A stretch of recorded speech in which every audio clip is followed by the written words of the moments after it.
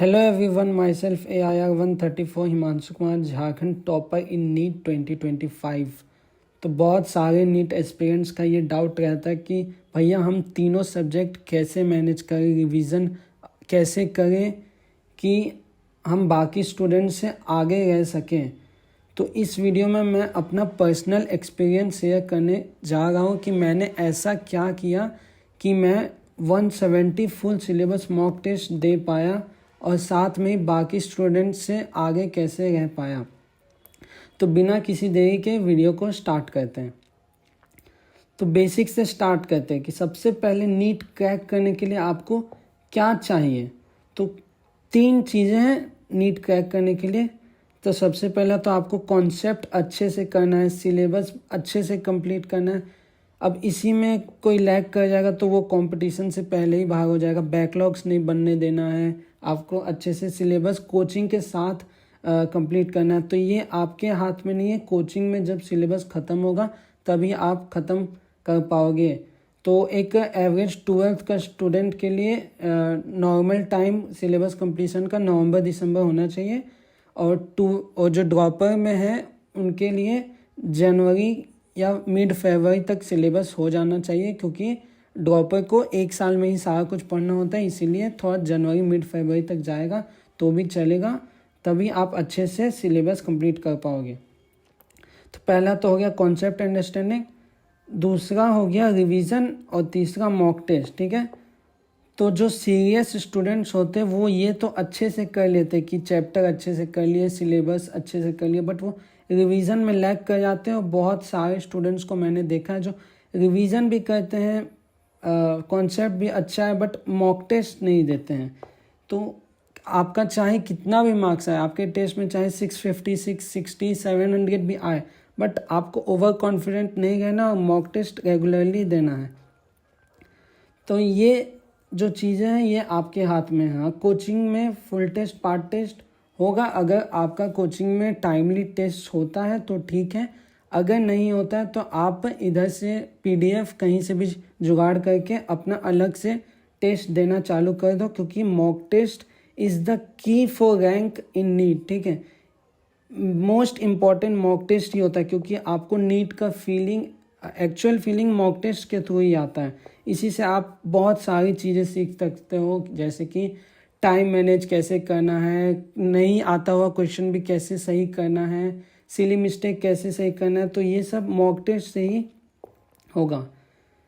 तो अब टॉपिक पर आगे बढ़ते हैं कि एक नॉर्मल स्टूडेंट क्या करता है। ठीक है, और मैंने ऐसा क्या अलग किया कि मैं बाकियों से आगे निकल पाया। ठीक है, तो मैं एग्जाम्पल में एक मान लो ड्रॉपर स्टूडेंट को लेता हूँ। ठीक है, तो नॉर्मली मान लो उसका सिलेबस जनवरी में ख़त्म हुआ। ठीक है, तो जनवरी तक सिलेबस ही ख़त्म करते रह गया। उसने क्या किया, मॉड्यूल्स बनाए, बुक्स बनाए, नीट PYQs, JEE PYQs सब अच्छे से बनाए। ठीक है, तो उसका जनवरी में सिलेबस कंप्लीट हुआ। ठीक है, इसके बाद उसने फरवरी से मिड मार्च में रिवीजन करना चालू किया और रिवीजन में उसे 1.5-2 महीना लग गया। वो पार्ट टेस्ट देता गया जिससे उसका रिवीजन हुआ। ठीक है, अब मिड मार्च या लास्ट मार्च से अप्रैल के बीच में ही वो फुल टेस्ट दे पाया 1-1.5 महीना के लिए। तो वो अगर हर दिन भी टेस्ट देगा तो मैक्सिमम से 30 से 50 टेस्ट दे पाएगा। ठीक है, ये भी एक अच्छा शेड्यूल है, बट इससे आपका सिलेक्शन तो हो जाएगा नीट में, बट रैंक लाना इस शेड्यूल के साथ थोड़ा मुश्किल है। तो अगर आपको भी आम नहीं मेंटोस ज़िंदगी चाहिए तो आपको जनवरी में सिलेबस के साथ ही रिवीजन भी दे कर लेना है और मॉक टेस्ट भी, पार्ट टेस्ट सारे ऑलमोस्ट जनवरी में ही साथ में ही दे देना, कि आपको ये सुनिश्चित करना है कि जिस दिन मेरे कोचिंग में सिलेबस कंप्लीट हो उसी के साथ साथ मेरा रिवीजन भी कंप्लीट हो जाए, पार्ट टेस्ट भी हो जाए, और ठीक अगले दिन से मैं फुल सिलेबस टेस्ट के लिए 90% रेडी हो जाऊं, ताकि फरवरी मार्च अप्रैल तक 3 महीने पूरा रगड़ के 1-2 टेस्ट डेली दे के 100+ टेस्ट आराम से दे पाऊँ। तो जब ये नॉर्मल बच्चा फरवरी में अपना रिवीजन स्टार्ट कर रहा होगा, तब जो मैं था वो फुल सिलेबस में बढ़ गया था, ठीक है। तो इससे मुझे बाकी स्टूडेंट से एज मिल गया। अब ये तो ड्रॉपर का था। 12th में जो है उनके लिए ये टाइमिंग सिलेबस कंप्लीशन का मान लो नवंबर या दिसंबर में होगा, ठीक है। तो आपको जैसे सिलेबस कंप्लीट होगा उसके तुरंत बाद से फुल सिलेबस टेस्ट देना चालू कर देना है, ठीक है। अब ये बच्चा भी यही सब बुक्स को यूज़ करेगा, रिवीजन वो जेई के पीवाईक्यू से के थ्रू करेगा। कैसे? तो वो ये बुक्स को मल्टीपल राउंड्स में सॉल्व करेगा। इसने क्या किया कि जैसे इसका कोचिंग में सिलेबस चल रहा था तो जो चैप्टर के साथ ही ये एक एक करके सारा बुक साथ में ही बना लिया। बट ये क्या किया, ये चैप्टर के साथ साथ मॉड्यूल या फिर कोई रेफरेंस बुक जो बनाया था वो अपने टीचर के साथ साथ जैसा कोचिंग में चल रहा था उस तरीके से बनाया, साथ में नीट के पीवाईक्यूज बनाए। फिर जेई पीवाईक्यूज तुरंत नहीं बनाए, क्योंकि जब आपने चैप्टर पढ़ा तो आपका अभी रिटेंशन पावर चेक नहीं हुआ, आपको अभी याद है, आप इतना बना लोगे तो आपका चैप्टर 90% कंप्लीट हो जाएगा। तो उस समय आप जेई मेंस पीवाईक्यू बनाओगे तो उतना फ़ायदा नहीं देगा। वही अगर 2 महीना बाद जब आपका सिलेबस थोड़ा आगे बढ़ जाए और आप पीछे वाले चैप्टर्स भूलने लग जाओ तो आप जेई पीवाईक्यूज का यूज़ करोगे रिवीजन के लिए, तो आपका एक्स्ट्रा टाइम जो चैप्टर के वक्त लगता पीवाईक्यू सॉल्व होने में वो बाद में लगेगा, इससे आपका रिवीजन भी हो जाएगा। तो इस स्टूडेंट जैसे आपको अलग से रिवीजन करने की ज़रूरत नहीं पड़ेगी। अब रिवीजन भी करना है तो फिजिक्स और केमिस्ट्री का क्वेश्चंस के थ्रू करना है और बायो का एनसीईआरटी के थ्रू, ठीक है। अब थोड़ा डिटेल में बात करते हैं कि साथ में ही कैसे आपको सिलेबस के साथ ही पार्ट टेस्ट देते हुए रिवीजन कंप्लीट करना है। तो इस पर थोड़ा डिटेल में बात करते हैं, ठीक है। तो सबसे पहले आपको अपना जो भी जर्नी है वो 3 पार्ट्स में डिवाइड करना है सिलेबस, ठीक है।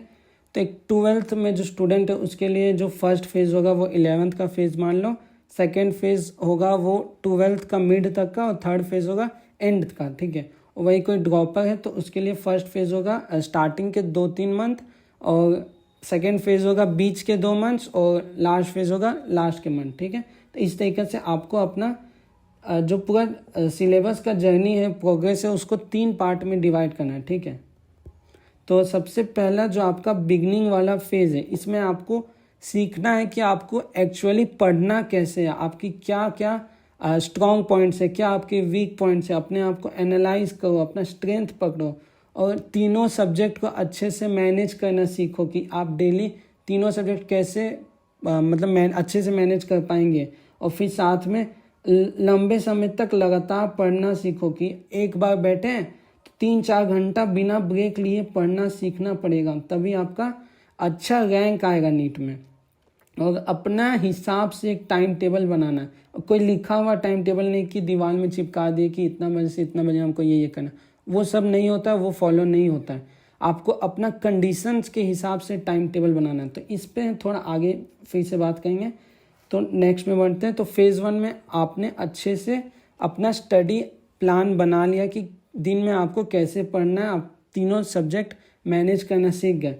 तो यहाँ से सेकेंड फेज़ है, आपको लोड बढ़ता जाएगा। यहाँ तक आप अपने बारे में सब चीज़ सीख गए कि आपका क्या फिजिक्स स्ट्रॉन्ग है या केमिस्ट्री स्ट्रॉन्ग है या बायो स्ट्रॉन्ग है, क्या आपके वीक पॉइंट्स हैं, क्या कैलकुलेशन में टाइम लगता है या सोचने में टाइम लगता है या क्वेश्चन प्रैक्टिस लैग होगा। तो ये सब आपको फेज़ 1 के दौरान ही अपने आप में झांक लेना है कि क्या क्या मुझ में कमियाँ और क्या मेरे स्ट्रॉन्ग पॉइंट्स हैं, ठीक है।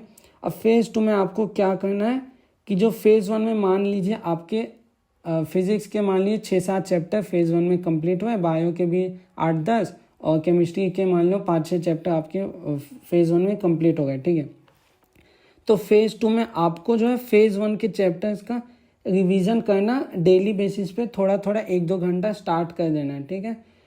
तो आपको कैसे रिवाइज करना है इस पे मैं एक अलग से वीडियो बना चुका हूँ, जो आप डिस्क्रिप्शन में लिंक दिया उससे देख सकते हैं। बट शॉर्ट में बोले तो आपको फिजिक्स और केमिस्ट्री जो है जेई के पीवाईक्यूज से रिवाइज करना है। बिना नोट्स पढ़े सीधा क्वेश्चन बनाओ, और जो क्वेश्चन में जहाँ अटकोगे केवल उन टॉपिक्स के लिए नोट्स पढ़ो। तो इससे आपको जो चीज़ें हैं वो लंबे समय तक याद रहेगी, और जो आपने फेज़ 1 के चैप्टर जो आप थोड़ा थोड़ा भूलने लगे थे वो वापस आपको याद आने लगेगा। और बायो के लिए तो एनसीईआरटी रीड करो मल्टीपल टाइम्स। आपको अपना मतलब पूरा जब सिलेबस ख़त्म होने तक ये पक्का करना है कि आप जो बायो पूरी जो है वो 5 से 6 बार मिनिमम पूरी एनसीईआरटी अच्छे से पढ़ लेना है आपको सिलेबस कंप्लीशन होने तक, ठीक है। अब इसी के साथ अगर आपके कोचिंग में वीकली टेस्ट नहीं हो गए, मान लो बहुत सारे स्टूडेंट्स का बहुत टेस्ट नहीं होता है मंथ में, ठीक है, तो आपको खुद से टेस्ट ढूंढ के देना है आपका सिलेबस के बेसिस पे कि जितना मान लिया आपका जो जो चैप्टर्स कंप्लीट हो गए उसका एक पार्ट टेस्ट दे दिया, ठीक है। तो बेस्ट इसके लिए एलन का डीएलपी टेस्ट होता है, अचीवर लीडर वाला, ठीक है। तो वो सब आप उसका पार्ट टेस्ट फॉलो कर सकते हैं, तो इससे आपका पार्ट वाइज रिवीजन भी होते जाएगा, ठीक है। तो इस फेज़ में आपको यही सीखना है कि तीनों सब्जेक्ट के साथ साथ कोचिंग को लेते हुए आपको रिवीजन कैसे करना है, एक्स्ट्रा टाइम निकाल के मॉक टेस्ट कैसे देना है, वो आप इस फेज़ में सीखेगा, ठीक है। अब लास्ट फेज़ जो कि है थर्ड फेज़, ठीक है। फेज़ थर्ड जो है एकदम लास्ट का, जब आपका सिलेबस कंप्लीट होने वाला है उसका 2-2.5 महीना पहले से ये फेज़ आपको मान के चलना है, ठीक है। इस फेज़ में आपको आपके ऊपर बहुत प्रेशर रहेगा क्योंकि आपको स्टार्टिंग से थोड़ा थोड़ा रिवाइज भी करते चलना है, अभी का मैनेज भी करना है, ठीक है। तो इस टाइम तक आपको जो है तीनों सब्जेक्ट के साथ साथ रिवीजन करना आ गया होगा फेज़ 2 में जो आपने सीखा था, ठीक है। अब आपको इस समय में जिस तरह फेज़ 2 में आपने फेज़ 1 के चैप्टर्स रिवाइज किए थे उसी तरह फेज़ 3 में फेज़ 2 के चैप्टर्स रिवाइज करो, ठीक है। और जो फेज़ 1 के चैप्टर्स को वापस क्वेश्चंस के थ्रू रिवाइज मत करो। अगर आपको लगा कि आप कुछ कुछ भूल गए हो तो केवल उसका नोट्स पढ़ लो। ये केवल फिजिक्स को केमिस्ट्री के लिए, बायो के लिए आपको एनसीईआरटी पढ़ते रहना है लगातार, ठीक है। बाकी फिर आपको ये मेक श्योर करना है कि आपका फेज़ 3 ख़त्म होने के अगले दिन से ही आप फुल मॉक देना चालू कर दो, क्योंकि जब लोगों का सिलेबस कंप्लीट होता है उसके बाद ही वो रिवीजन करना स्टार्ट करते हो। अगर आप उसी समय से जब बाकी सब रिवाइज करेंगे तभी आप फुल मॉक टेस्ट देना चालू कर दोगे तो आप बाकी स्टूडेंट से बहुत आगे निकल जाओगे। मैंने यही किया था, यही मेरा जो स्ट्रेटजी था जिसके कारण इतना मैंने 170 मॉक टेस्ट दे पाया था, ठीक है। बाकी अब थोड़ा बात करते हैं कि जैसे फिज़िक्स में जो 11th का जो स्टार्टिंग का बुक है, ठीक है, मैकेनिक्स का पोर्शन, वो अगर आपने अच्छे से क्वेश्चंस बनाया तो उसको बार बार रिवाइज करने की ज़रूरत नहीं पड़ती है। तो उन चैप्टर्स को बार बार रिवाइज मत पढ़ो कि बार वही एनएलएम हो गया, काइनेमेटिक्स का नोट्स रिवाइज करिए, वो मत करो क्योंकि वो क्वेश्चंस के थ्रू ही वो सब चैप्टर याद होंगे। बाकी जो सेकेंड पार्ट है फिज़िक्स का 11th का, वो सब थोड़े कॉन्सेप्चुअल और थोड़े थोड़े रटने वाले, क्योंकि उस समय फॉर्मूला ज़्यादा है, वो चैप्टर्स का आप रिवीजन ज़्यादा करो, ठीक है।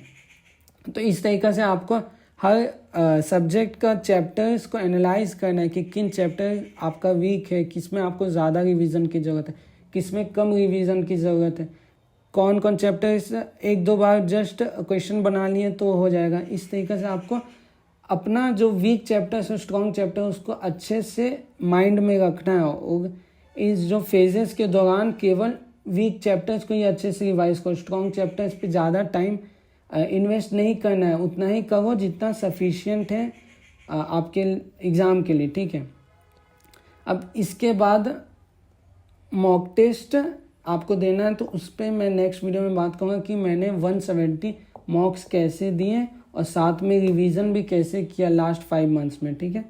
अब एकदम कोर कॉन्सेप्ट पे आते हैं कि आपको अपना रूटीन किस हिसाब से बनाना है, ठीक है। तो हर स्टूडेंट का एक अपना रूटीन होता है, सबके अंदर कुछ अपना कंडीशंस होता है। तो मैं यहाँ एक जनरलाइज बात कर रहा हूँ, ठीक है। तो मैं क्या करता था कि अपना जो दिन है उसको 3 स्लॉट्स में बांट लेता था, ठीक है। एक मॉर्निंग स्लॉट जो कि 9 से 1 बजे का, आफ्टरनून स्लॉट 2 से 8 बजे का, और फिर नाइट का स्लॉट है 9 से 12 बजे तक, ठीक है। और 7 से 8 घंटा का नींद कंपलसरी है, इससे कॉम्प्रोमाइज़ नहीं करो, क्योंकि अगर आप 5-6 घंटा सोओगे तो आपको भले लगेगा कि आप 1 घंटा एक्स्ट्रा पढ़ रहे हो, बट बिलीव मी वो 1 घंटा में आपका एफिशिएंसी बहुत डाउन रहेगा। तो इतना नींद लेना ज़रूरी है, नींद से कॉम्प्रोमाइज़ मत करना, नहीं तो फिज़िक्स में क्वेश्चन सॉल्व करने में दिक्कत होता है थोड़ा, ठीक है। अब थोड़ा इस पे बात करते हैं। तो अभी मैक्सिमम लोगों का ये दोनों में से एक स्लॉट कोचिंग में चला जाता होगा, ठीक है। तो आपको करना क्या, मान लीजिए आपका मॉर्निंग में क्लासेस रहते हैं, ठीक है। तो प्राइमरी फोकस आपका हमेशा यही होना चाहिए कि जो कोचिंग में चल रहा है पहले उसको अच्छे से करना है। बिना प्रेजेंट को अच्छा किए रिवीजन करने का कोई फ़ायदा नहीं होता है। आपको पहले अपना कोचिंग में जो प्रेजेंट चल रहा है उसी को अच्छे से क्वेश्चन सॉल्विंग करके स्ट्रॉन्ग करना है, ठीक है। ये नहीं कि अभी जो कोचिंग में चल रहा है उसको साइड करके रिवीजन करने बैठ गए, ये गलत अप्रोच है। आपको पहले कोचिंग पे ही ध्यान देना। तो मान लीजिए किसी का मॉर्निंग में कोचिंग होता है तो कोशिश करो कि आफ्टरनून वाला जो स्लॉट है उसमें आप कोचिंग का वर्क निपटा लो। अगर नहीं निपटे तो आप नाइट में जा सकते, बट कोशिश करो कि इतना ही देर में आप जो मॉर्निंग का जितना भी आपका कोचिंग में हुआ पढ़ाई वो अच्छे से करके होमवर्क सारा बना लो, और बाकी जो नाइट का स्लॉट है उसको रिवीजन में इन्वेस्ट करो। ऐसा नहीं होगा कि हर दिन आपका 3 घंटा बच ही जाएगा रिवीजन में। कोई कोई दिन होगा कि कोचिंग में ज़्यादा लोड पड़ जाए तो ये नहीं मिलेगा, बट कोई कोई दिन ऐसा होगा कि कोचिंग में होमवर्क कम है तो आप इस टाइम में भी रिवीजन कर सकते हो। और जिनका कोचिंग बीच में रहता है दोपहर में, तो वो रात में आके कोचिंग का वर्क निपटाने का कोशिश करें और सुबह जो है वो रिवीजन पे फोकस करें, ठीक है। अब आपको अपने हिसाब से पूरा दिन में ये टाइम निकालना है कि आपका रटने का एफिशिएंसी सबसे ज़्यादा कब है। जैसे मेरा रटने का मैक्सिमम एफिशिएंसी मॉर्निंग में होता था, तो इस समय बायो, इनऑर्गेनिक, ऑर्गेनिक इनको मैं पढ़ना प्रेफर करता था, ठीक है। और आपका पावर सॉल्विंग मतलब क्वेश्चन सॉल्विंग एफिशिएंसी मैक्सिमम कब है, तो ये मेरा रात में होता था। तो इस समय मैं फिजिक्स और फिजिकल केमिस्ट्री के क्वेश्चंस बनाने पे कोशिश करता था। और जिस टाइम आपका मिनिमम इफ़िशियंसी है उस टाइम आप क्वेश्चन सॉल्विंग मत करो, बस कोई लो एफर्ट चीज़ करो। जैसे मान लो आपको फिजिक्स का कोई नोट्स वापस रिवाइज करना है, जस्ट आपको याद है बट एक बार बस रिवाइज करना है, तो वो सब आप मिनिमम एफिशिएंसी वाले टाइम में करो। जैसे ये मेरा होता था शाम के 5 से 8 बजे जो है मैं एफिशिएंसी बहुत घट जाता था। तो इस समय जो है मैं कोशिश करता था जिन चीज़ों में कम एफर्ट लगता है वो चीज़ें इस दौरान पढ़ूं। तो इस तरीक़ा से आपको अपना खुद का एक टाइम टेबल बनाना है अपने हिसाब से। किसी को फॉलो मत करो कि ये बोल दिया कि यहाँ पढ़ना है तो ऐसे पढ़ना है, नहीं, आपका अपना कंडीशन है, अपना कंडीशन के हिसाब से अपने आप को ढालना है, ठीक है।